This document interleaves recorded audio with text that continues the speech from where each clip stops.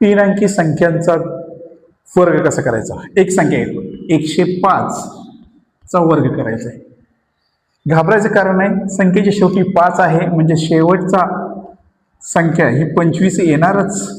नंतर 10च्या पुढचा क्रमाने येणारा अंक येतो 11, मग 10 आणि 11 यांचा करायचा गुणाकार, तो येतो 110 आणि हे आलं त्याचं उत्तर।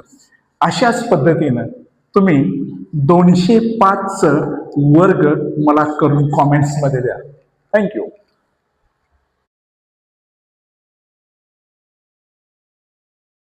तीन अंकी संख्यांचा वर्ग कसा करायचा। एक संख्या आहे 105 चा वर्ग करायचा आहे। घाबरायचं कारण नाही, संख्येच्या शेवटी 5 आहे म्हणजे शेवटचा संख्या ही 25 येणारच।